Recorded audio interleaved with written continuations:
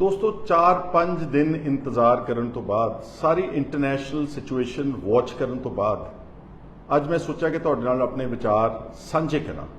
ਔਰ ਤੁਸੀਂ ਸਾਰੇ ਜਾਣਦੇ ਹੋ ਕਿ ਪਿਛਲੇ ਦਿਨਾਂ 'ਚ ਕੈਨੇਡਾ ਦੇ ਪ੍ਰਾਈਮ ਮਿਨਿਸਟਰ ਮਿਸਟਰ ਟਰੂਡੋ ਨੇ ਉੱਥੋਂ ਦੀ ਪਾਰਲੀਮੈਂਟ ਵਿੱਚ ਆਪਣੇ ਦੇਸ਼ ਦੀ ਸਰਕਾਰ ਦੇ ਉੱਤੇ ਕਾਫੀ ਗੰਭੀਰ ਇਲਜ਼ਾਮ ਲਗਾਏ ਹਰਦੀਪ ਸਿੰਘ ਨਿੱਜਰ ਦੇ ਕਤਲ ਨੂੰ ਲੈ ਕੇ। ਔਰ ਉਹਨਾਂ ਦੀ ਸਪੋਰਟ ਉੱਥੋਂ ਦੀਆਂ ਜਿਹੜੀਆਂ ਪ੍ਰਮੁੱਖ ਦੋ ਆਪੋਜੀਸ਼ਨ ਪਾਰਟੀਆਂ ਨੇ ਉਹਨਾਂ ਦੇ ਲੀਡਰਾਂ ਨੇ ਖੜ ਕੇ ਉੱਥੇ ਉਹਨਾਂ ਦੀ ਪਾਰਲੀਮੈਂਟ ਦੇ ਵਿੱਚ इस गल का इंसाफ मंगया।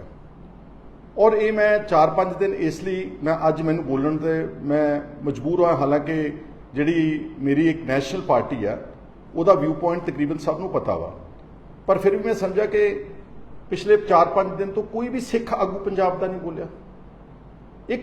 एक भी आदमी जिहड़ा कोई पंजाब का या सिखां की गल कह सकता होया कोई नहीं बोलिया। और विशेष तौर पर ये मैं सिंगल आउट करूँगा ਜਿਹੜਾ ਸ਼੍ਰੋਮਣੀ ਅਕਾਲੀ ਦਲ ਦੇ ਇਸ ਵਕਤ ਕਾਬਜ ਨੇ ਬਾਦਲ ਦਾ ਪਰਿਵਾਰ, ਸੁਖਬੀਰ ਸਿੰਘ ਬਾਦਲ, ਹਰਸਿਮਰਤ ਕੌਰ ਬਾਦਲ ਪਾਰਲੀਮੈਂਟ ਦੇ ਮੈਂਬਰਸ ਨੇ ਔਰ ਦੇਸ਼ ਵਿੱਚ ਲੋਕ ਸਭਾ ਦਾ ਸੈਸ਼ਨ ਚੱਲ ਰਿਹਾ ਹੈ। ਇੱਕ ਸ਼ਬਦ ਨਹੀਂ ਬੋਲੇ, ਵੀਜ਼ਾ ਵਗੈਰਾ ਤੇ ਬੋਲੇ ਨੇ, ਲੇਕਿਨ ਜਿਹੜੇ ਐਲੀਗੇਸ਼ਨਸ ਹਿਊਮਨ ਰਾਈਟਸ ਅਬਿਊਜ਼ ਦੇ ਔਰ ਉਹਨਾਂ ਦੀ ਧਰਤੀ ਦੇ ਉੱਤੇ ਜਿਹੜਾ ਕਤਲ ਹੋਇਆ ਇੱਕ ਸਿੱਖ ਭਾਵਾਂ ਕਿ ਉਸ ਨੂੰ ਖਾਲਿਸਤਾਨੀ ਕਿਹਾ ਗਿਆ, ਉਸ ਨੂੰ ਟੈਰਰਿਸਟ ਕਿਹਾ ਗਿਆ, कि किसी सूबे के कोल किसी गवर्नमेंट के कोल इस तरह का अधिकार है कि कोई विदाउट एनी ट्रायल बिना किसी कोर्ट किसी अदालती कार्रवाई तो किसी को कतल किया जा सकता? सवाल ये उठिया वा और इत्थे कोई नहीं बोलिया। उन्होंने तो मैनू मजबूरी समझ आ गई बादल होना दी हुण चंगी तरह नाल कि वो बीजेपी के अगे गोडे टेक रहे हैं चंद वोटां दे वास्ते। शायद उन्होंने लगता कि जे पार्लीमेंट में असीं अज उल्ट बोलांगे तो साडा शायद समझौता ना होवे, तो फिर अकाली दल थोड़ो रहा है, फिर तो एक नॉर्मल सुधारण जिद्दां बाकी पोलीटिकल पार्टियां ने जिद्दां इन्हां ने धारा 370 जो जम्मू कश्मीर के 2 टोटे किए गए सीगे उदों बीजेपी ने हमायत की, बिल्कुल उस तर्ज के उत्ते अज ये उत्थे बैठे तो फिर सिखां नाल गिला करते हैं आण के कि जी सिख सानू अकाली दल नूं क्यों छड्ड रहे हैं, अपनी मां पार्टी नूं क्यों छड्ड रहे हैं, क्योंकि सिखां नूं लग रहा कि तुसीं मां पार्टी नहीं कि तुसीं एक टब्बर की पार्टी बन के रहे। दूसरा भगवंत मान ये चीफ मिनिस्टर है पंजाब का, ये मत समझना कि आम आदमी पार्टी कली नूं बिलोंग करता। अज वो 3 करोड़ पंजाबियों का चीफ मिनिस्टर है, मुख मंत्री आ, पहरेदार आ, चौकीदार आ। एक शब्द नहीं बोलिया। वो एडा इंपॉर्टेंट एक इशू, मतलब 8 लाख के करीब पंजाबी कैनेडा दे जिन्हां दा भविख, उन्हां चों बहुते नौजवान तबका वा जिन्हां दा भविख दाऽ ते लग गया ते अपने सूबे की इज्जत दाऽ ते लग गई पंजाब की, और खास तौर पर उन्हां विचों सिखां ने। क्योंकि जो भी कोई इदां दा एक्शन हुंदा या जो कोई इदां दा मुद्दा उठदा जिथे खालिस्तान की गल वजदी है उत्थे फिर साडे देश का जिहड़ा इलैक्ट्रॉनिक मीडिया है अते जिहड़े ट्रोल करन वालियां फौजां ने इत्थे वो फिर दब के सारे सिखां नूं एक रंग विच पेंट करदियां ने, इक्को छवि दे विच कि इह तां गदार ने, ये अतवादी ने, और किद्दां किद्दां दे शब्द चलते हैं। इत्थों तक कि साडा एक कलाकार आउणा सीगा शुभनीत, उसने इत्थे इंडिया च आण के परफॉर्म करना सीगा, एड्डी ट्रोलिंग की कि उसका एक शो जिहड़ा सी कैंसल, वो तो एक सिर्फ सादा जिहा कलाकार सीगा और वो कह रहा कि मैं अपनी धरती ते आउणा चाहुंदा सीगा। आ इहदा इफैक्ट पिया। इहदे मुकाबले ते जदों कोई दूजियां वक्खवादी सुरां उठदियां ने, कोई हिंदू राष्ट्र की गल करदा ते उत्थे तां कोई इदां दा नज़रिया नहीं बनाया जांदा कि देश टुट जावेगा। उदों तो नैशनल मीडिया कुछ नहीं बोलता, इहदे नालों कई गुणा ज़्यादा ब्लेटेंटली शरेआम कानून ते संविधान दीयां धज्जियां उड़ा के इत्थे हिंदू राष्ट्र की गल कही जाती है। मैं कोई खालिस्तान के हक में नहीं गा, बिल्कुल अच्छी तरह मैं पहला इत्थे क्लैरिफाई करना चाहना, पर मैं जो बाहरों बैठा एक देख रहा वहाँ एक दृश्य जिहदे साडे पंजाब की ते सिखां दी भंडी प्रचार किया जा रहा, पंजाबियों का विच्चे भंडी प्रचार हो रहा वा, तो मैं समझदा तो किसी को तो बोलना चाहिए। भगवंत मान छोटी छोटी गल ते उठ के सवेरे ट्वीट करता, आ कदी कहंदा जी फलाने लीडर नूं 10वीं नहीं पढ़नी आई, इनू मैं कहना पंजाबी च 10वीं करके दिखा दे, 45% नंबर लैके आ जा। छोटियां छोटियां गल्लां ते होर टिचरां करदा ओपोजिशन नूं। अज एडा वड्डा एक मसला उठिया जिहदे ते कौन साथ दे रहा कैनेडा का, इंटरनेशनल कम्यूनिटी च अज अमेरिका USA उन्होंने नाल खड़ा वा। उन्होंने एक प्रॉपर वाइट हाउस तो स्टेटमेंट आई है कि असीं किसी भी इस तरह के इशू ते किसी कंट्री नूं एग्जैम्पशन नहीं दे सकते। एग्जैम्पशन मतलब कि असीं उन्होंने ਅੱਖੋਂ ਪਰੋਖੇ ਨਹੀਂ ਕਰ ਸਕਦੇ ਕਿ ਤੁਸੀਂ ਕੁਝ ਵੀ ਕਰੋ ਤੇ ਅਸੀਂ ਸਿਰਫ ਤੁਹਾਡੇ ਨਾਲ ਵਪਾਰ ਦੇ ਸਾਧਨ ਬਣਾਉਣੇ ਨੇ, ਸੰਬੰਧ ਬਣਾਉਣੇ ਤੇ ਇਸ ਕਰਕੇ ਅਸੀਂ ਇਸ ਨੂੰ ਐਗਜ਼ੈਂਪਟ ਕਰ ਰਹੇ ਹਾਂ। ਇੱਦਾਂ USA ਨਾਲ ਖੜਾ ਹੋ ਗਿਆ, ਫਿਰ ਆਸਟ੍ਰੇਲੀਆ ਨਾਲ ਖੜਾ ਹੋ ਗਿਆ, ਫਿਰ UK ਨਾਲ ਖੜਾ ਹੋ ਗਿਆ, ਫਿਰ ਨਿਊਜ਼ੀਲੈਂਡ ਨਾਲ ਖੜਾ ਹੋ ਗਿਆ, ਫਿਰ G7 ਜਿਹੜਾ most powerful group of nations ਹੈ, ਫਿਰ ਉਹ ਖੜੇ ਹੋ ਗਏ। ਜਿਹੜੀਆਂ ਆਪਾਂ ਕਹਿੰਦੇ 5 ਆਈਜ਼ ਇੱਕ ਗਰੁੱਪ ਬਣਿਆ ਨੇਸ਼ਨਸ ਦਾ ਤਾਕਤਵਰ, ਫਿਰ ਸਾਰੇ ਉਹ ਖੜੇ ਹੋ ਗਏ ਨੇ। ਔਰ ਸਿਰਫ ਉਹ ਜਾਣਨਾ ਕੀ ਚਾਹੁੰਦੇ ਨੇ ਕਿ ਜਿਹੜੇ ਇਲਜ਼ਾਮ ਟਰੂਡੋ ਨੇ ਪਾਰਲੀਮੈਂਟ ਵਿੱਚ ਲਾਏ, ਔਰ ਉਸ ਤੋਂ ਬਾਅਦ ਉਹਨੇ ਜਸਟਿਨ ਟਰੂਡੋ ਨੇ, ਪ੍ਰਾਈਮ ਮਿਨਿਸਟਰ ਨੇ, ਇਹ ਇਲਜ਼ਾਮ ਕੱਲ ਫਿਰ ਦੁਬਾਰਾ ਜਿਹੜਾ ਨਿਊਯਾਰਕ ਦੇ ਵਿੱਚ UNO ਦੀ ਜਿਹੜੀ ਜਨਰਲ ਅਸੈਂਬਲੀ ਅਟੈਂਡ ਕਰਨ ਤੋਂ ਬਾਅਦ ਬਾਹਰ ਜਦੋਂ ਨਿਕਲਿਆ, ਉੱਥੇ ਜਿਹੜੀ ਇੰਟਰਨੈਸ਼ਨਲ ਮੀਡੀਆ ਸੀਗਾ, ਉੱਥੇ ਫਿਰ ਆਪਣੇ ਇਲਜ਼ਾਮ ਦੁਹਰਾਏ ਔਰ ਉਹਨੇ ਕਿਹਾ we have credible information. After all ਇੱਕ ਦੇਸ਼ ਦਾ ਪ੍ਰਾਈਮ ਮਿਨਿਸਟਰ ਆ। ਔਰ ਪਿਛਲੇ ਦਿਨਾਂ 'ਚ ਸ਼ਾਇਦ ਇੱਕ ਅੱਧੇ ਦਿਨ ਦੇ ਵਿੱਚ CBC ਨੇ ਵੀ ਇੱਕ ਰਿਪੋਰਟ ਛਾਇਆ ਕੀਤੀ ਹੈ, ਕੈਨੇਡੀਅਨ ਬ੍ਰੌਡਕਾਸਟਿੰਗ ਜਿਹੜਾ ਉਹਨਾਂ ਦਾ ਟੈਲੀਵਿਜ਼ਨ ਹੈਗਾ CBC, ਉਸਨੇ ਵੀ ਇੱਕ ਰਿਪੋਰਟ ਉਹਨੇ ਕੋਟ ਕੀਤਾ CIS ਨੂੰ, ਕੈਨੇਡੀਅਨ ਇੰਟੈਲੀਜੈਂਸ ਸਰਵਿਸ ਨੂੰ। ਜੋ ਵੀ ਮੈਂ ਉਹਦੀ ਡਿਟੇਲ 'ਚ ਨਹੀਂ ਜਾਣਾ ਚਾਹੁੰਦਾ, ਮੈਂ ਫਿਰ ਕਹਿਣਾ ਚਾਹੁੰਦਾ ਕਿ ਮੈਂ ਕਿਸੇ ਦਾ ਪੱਖ ਨਹੀਂ ਲੈ ਰਿਹਾ। ਅੱਜ ਇੰਟਰਨੈਸ਼ਨਲ ਮੀਡੀਆ, ਇੰਟਰਨੈਸ਼ਨਲ ਜਿਹੜਾ ਦੇਸ਼ ਨੇ, ਉਹਦੇ ਵਿੱਚ ਭਾਰਤ ਦੀ ਬਦਨਾਮੀ ਹੋ ਰਹੀ ਆ। ਇਹ ਭਾਵੇਂ ਤੁਸੀਂ ਮੰਨੋ ਤੇ ਚਾਹੇ ਨਾ ਮੰਨੋ, ਜਿਹੜੇ ਇੱਥੇ ਆਪਾਂ ਬੈਠਦੇ ਨੇ ਰੋਜ਼, ਜਿਹੜਾ ਆਪਾਂ ਕਹਿੰਦੇ ਨਾ ਕਿ ਅਸੀਂ G20 ਦੀ ਸਮਿਟ ਕਰਾ ਕੇ ਦਿੱਲੀ ਵਿੱਚ ਬਹੁਤ ਵੱਡੇ ਪੱਧਰ ਦੇ ਵਿਸ਼ਵ ਪੱਧਰੀ ਭਾਰਤ ਦਾ ਅਸੀਂ ਇੱਕ ਨਾਮ ਖੱਟਿਆ ਵਾ, ਉਹ ਇੱਕ ਇਨਸੀਡੈਂਟ ਨੇ ਤੁਹਾਡਾ ਨਾਮ ਖਰਾਬ ਕੀਤਾ ਵਾ। ਔਰ rule of law, rule of constitution, ਇਹ ਤਾਂ ਸਭ ਤੋਂ ਵੱਡੀ ਮੰਗ ਹੈ ਨਾ ਦੁਨੀਆ ਦੇ ਵਿੱਚ ਕਿ ਅੱਜ ਜੇ ਸਿੱਖ ਜਿਹੜੇ ਨੇ, ਫਰਜ਼ ਕਰੋ ਅਗਰ ਇਹ ਗੱਲ ਇਲਜ਼ਾਮ ਸੱਚੇ ਨਿਕਲਦੇ ਨੇ, ਕੱਲ ਨੂੰ ਕੋਈ ਕੈਨੇਡੀਅਨ ਗਵਰਨਮੈਂਟ ਉੱਥੇ ਤੁਹਾਨੂੰ ਐਵੀਡੈਂਸ ਪ੍ਰੋਡਿਊਸ ਕਰਦੀ ਹੈ, ਹਾਲਾਂਕਿ ਉਹਨਾਂ ਨੇ ਕਿਹਾ ਕਿ ਯਾਰੀ ਕਿ ਸਾਡੀ ਜਿਹੜੀ CIS ਦੀ ਜਿਹੜੀ ਔਰਤ ਇੱਕ ਹੈਡ ਹੈ ਉਹਨਾਂ ਦੀ, ਉਹ ਇੰਡੀਆ ਵਿਜ਼ਿਟ ਕਰਕੇ ਇੱਥੋਂ ਦੀ ਸਰਕਾਰ ਨੂੰ ਕਾਫੀ ਹੱਦ ਤੱਕ ਇਸ ਕਤਲ ਦੇ ਮੁਤਲਕ ਸਬੂਤ ਰਿਕਾਰਡਿੰਗਸ ਦਿਖਾ ਕੇ ਗਈ ਹੈ।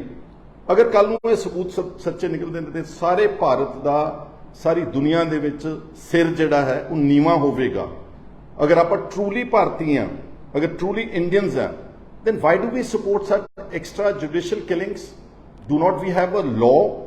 ਅਗਰ ਫਰਜ਼ ਕਰੋ ਕੋਈ ਡਿਲੇ ਕਰ ਰਿਹਾ ਕਿ ਕੈਨੇਡਾ ਜਿਹੜਾ ਐਕਸਟ੍ਰਾਡਾਈਟ ਨਹੀਂ ਕਰ ਰਿਹਾ ਉੱਥੋਂ ਦੇ ਜਿਹੜੇ ਸਾਨੂੰ ਵਾਂਟਡ ਬੰਦੇ ਨੇ, ਅੱਜ ਨਹੀਂ ਹੋਊਗਾ, ਸਾਲ ਨੂੰ ਹੋ ਜਾਊਗਾ, 2 ਸਾਲਾਂ ਨੂੰ ਹੋ ਜਾਊ, 3 ਨੂੰ ਹੋ ਜਾਊਗਾ, 5 ਨੂੰ ਹੋ ਜਾਊਗਾ।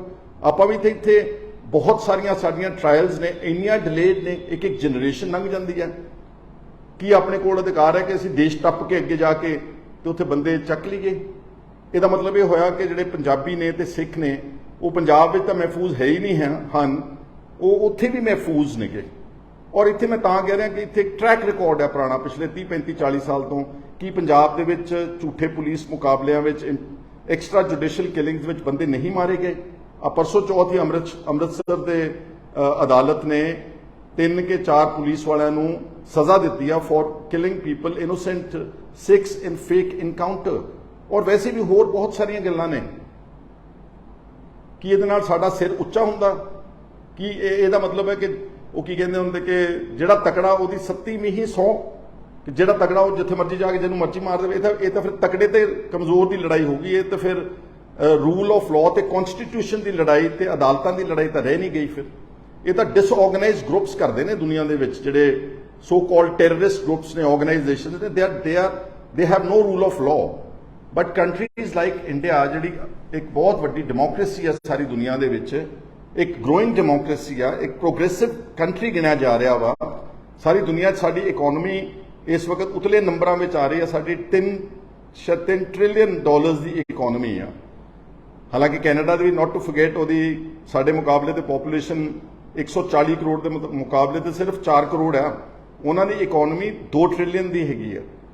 ਔਰ ਉਹਨਾਂ ਦਾ ਜਿਹੜਾ ਪਰ ਕੈਪੀਟਾ ਹੈਗਾ ਐਜ਼ ਪਰ GDP, ਉਹ ਸਾਡੇ ਨਾਲੋਂ ਕਈ ਗੁਣਾ ਜ਼ਿਆਦਾ। ਚਲੋ ਮੈਂ ਉਸ ਪਾਸੇ ਨਹੀਂ ਜਾਣਾ ਚਾਹੁੰਦਾ, ਪਰ ਸਾਡੇ ਕੋਲ ਇੱਕ ਸੰਵਿਧਾਨ ਆ, ਰੂਲ ਆਫ ਲਾਅ ਹੈ। ਔਰ ਮੈਨੂੰ ਤਾਂ ਐਂ ਲੱਗਦਾ ਅਗਰ ਇਹ ਗੱਲਾਂ ਸੱਚੀਆਂ ਉੱਥੇ ਨਿਕਲ ਰਹੀਆਂ ਨੇ, ਇਹਦਾ ਮਤਲਬ ਇੱਥੇ ਤਾਂ ਪੰਜਾਬ ਦੇ ਵਿੱਚ ਕੋਈ ਵੀ ਸੇਫ ਨਹੀਂਗਾ। ਇਹਦਾ ਮਤਲਬ ਕੋਈ ਵੱਡੀ ਗੱਲ ਨਹੀਂ ਗੀ।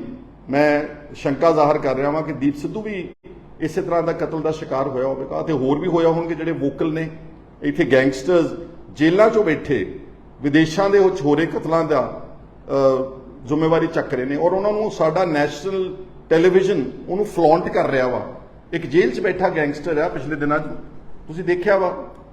ਔਰ ਇੱਥੇ ਜੇਲ੍ਹ 'ਚ ਬੈਠੇ ਗੈਂਗਸਟਰਸ ਇੰਟਰਵਿਊਜ਼ ਦੇ ਰਹੇ ਨੇ ਕਿ ਇਹ ਇਸ ਰੂਲ ਆਫ ਲਾਅ ਤੇ ਇਸ ਕਨਸਟੀਟਿਊਸ਼ਨ ਤੇ ਅਸੀਂ ਫਖਰ ਕਰਦੇ ਹਾਂ। कि भगवंत मान तुसी फोटो पिछे बाबा साहब अंबेडकर की इसलिए टंगी हुई है कि तुसी ਤੁਹਾਡੇ ਪੰਜਾਬ ਦੇ ਵਿੱਚ ਜੇਲ੍ਹਾਂ 'ਚੋਂ ਇੰਟਰਵਿਊਆਂ ਚੱਲਣ ਤੇ ਜੇਲ੍ਹਾਂ 'ਚੋਂ ਸਭ ਕੁਝ ਚੱਲੇ ਵੀਡੀਓਜ਼ ਆਉਣ ਤੇ ਤੁਸੀਂ ਕੁਝ ਨਾ ਕਰੋ ਔਰ ਐਡੇ ਇੰਪੋਰਟੈਂਟ ਸੈਂਸੇਸ਼ਨਲ ਮੈਟਰ ਦੇ ਉੱਤੇ ਜਿੱਥੇ ਲੱਖਾਂ ਨੌਜਵਾਨਾਂ ਦਾ ਭਵਿੱਖ ਜੁੜਿਆ ਤੁਸੀਂ ਉਹਦੇ ਤੇ ਨਾ ਬੋਲੋ। ਇੱਥੋਂ ਤੱਕ ਮੇਰਾ ਖਿਆਲ ਤਾਂ ਸ਼ਾਇਦ ਭਗਵੰਤ ਮਾਨ ਵੀਜ਼ੇ ਤੇ ਵੀ ਨਹੀਂ ਬੋਲਿਆ, ਚਲੋ ਅਕਾਲੀਆਂ ਨੇ ਮਾੜੀ ਮੋਟੀ ਸੰਗ ਕੀਤੀ, ਉਹ ਵੀਜ਼ੇ ਤੇ ਬੋਲੇ। ਮੈਂ ਵੀਜ਼ੇ ਤੇ ਵੀ ਕਹਿਣਾ ਚਾਹੁੰਦਾ ਕਿ ਇਹ ਕੀ ਇਹਦੇ ਨਾਲ ਕਿੱਦਾਂ ਕੱਚੀ ਛਵੀ ਜਾਵੇਗੀ ਆਪਣੀ, ਜਾਣਦਿਆਂ ਹੋਇਆਂ ਕਿ ਪੰਜਾਬ ਦੇ ਔਰ ਭਾਰਤ ਦੇ ਸ਼ਾਇਦ ਭਾਰਤ ਦੀ ਟੋਟਲ ਇੰਡੀਅਨ ਪੋਪੂਲੇਸ਼ਨ ਕੈਨੇਡਾ ਵਿੱਚ 4 ਕਰੋੜ ਵਿੱਚੋਂ ਅਪਰੋਕਸੀਮੇਟਲੀ 20 ਲੱਖ ਆ। ਤੁਸੀਂ ਇਸ ਇੱਕ ਇਨਸੀਡੈਂਟ ਨੂੰ ਇਸ਼ੂ ਬਣਾ ਕੇ ਤੁਸੀਂ ਕਹਿੰਦੇ ਅਸੀਂ ਕੈਨੇਡੀਅਨਸ ਨੂੰ ਕਿਸੇ ਨੂੰ ਵੀਜ਼ਾ ਹੀ ਨਹੀਂ ਦੇਣਾ। ਉਹਦੇ ਬਹੁਤ ਸਾਰੇ ਗੈਰ ਪੰਜਾਬੀ ਵੀ ਮਾਰੇ ਜਾਣਗੇ, ਬਹੁਤ ਸਾਰੇ ਕੇਰਲਾ ਦੇ, ਬਹੁਤ ਸਾਰੇ ਸਾਊਥ ਇੰਡੀਅਨ ਦੇ ਸਟੇਟਸ ਦੇ, ਗੁਜਰਾਤ ਦੇ ਪ੍ਰਾਈਮ ਮਿਨਿਸਟਰ ਸਾਹਿਬ ਦੀ ਸਟੇਟ ਦੇ ਬਹੁਤ ਪ੍ਰੋਗਰੈਸਿਵ ਬਿਜ਼ਨਸਮੈਨ ਕੈਨੇਡਾ ਤੇ ਅਮਰੀਕਾ 'ਚ ਬੈਠੇ ਨੇ। ਇਹ ਤਾਂ ਉਹ ਵੀ ਸ਼ਿਕਾਰ ਹੋ ਜਾਣਗੇ।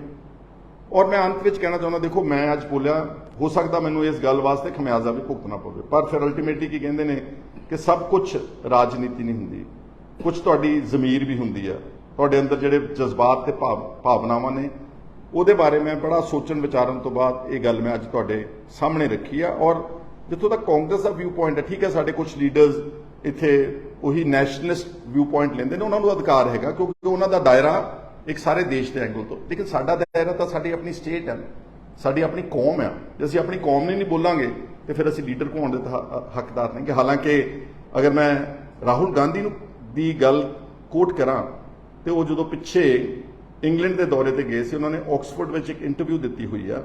ਉਹਨਾਂ ਨੇ ਉੱਥੇ ਬੈਠ ਕੇ ਇੰਗਲੈਂਡ ਦੀ ਧਰਤੀ ਤੇ ਕਿਹਾ ਸੀਗਾ ਕਿ ਜਿਹੜੀਆਂ ਮਾਈਨੋਰਿਟੀਜ਼ ਨੇ ਇੰਡੀਆ ਦੇ ਵਿੱਚ, ਪਰਟੀਕੁਲਰਲੀ ਸਿੱਖਸ ਤੇ ਮੁਸਲਿਮਸ ਨੂੰ ਸਿੰਗਲ ਆਊਟ ਕੀਤਾ ਕਿ ਇਹ ਸੈਕੰਡ ਰੇਟ ਸਿਟੀਜ਼ਨਸ ਨੇ।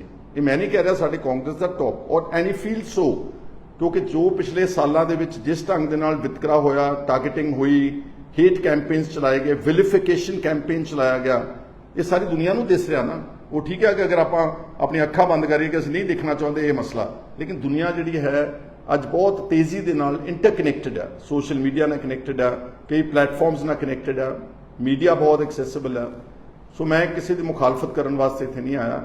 ਮੈਂ ਤਾਂ ਸਿਰਫ ਇਹ ਕਹੂੰਗਾ ਕਿ ਅੱਜ ਸਾਡੇ ਦੇਸ਼ ਨੂੰ ਪਾਰਲੀਮੈਂਟ ਸੈਸ਼ਨ ਆਨ ਚੱਲ ਰਿਹਾ ਵਾ, ਉਸ ਵਿੱਚ ਵੈਸੇ ਹੀ ਫਰਜ਼ ਬਣਦਾ ਸੀਗਾ ਗਵਰਨਮੈਂਟ ਆਫ ਇੰਡੀਆ ਦੇ ਟੌਪ ਲੀਡਰਸ ਦਾ ਕਿ ਉਹ ਪ੍ਰੋਪਰ ਤੌਰ ਤੇ ਇਸ ਸਾਰੀ ਗੱਲ ਨੂੰ ਕਲੈਰੀਫਾਈ ਕਰਦੇ।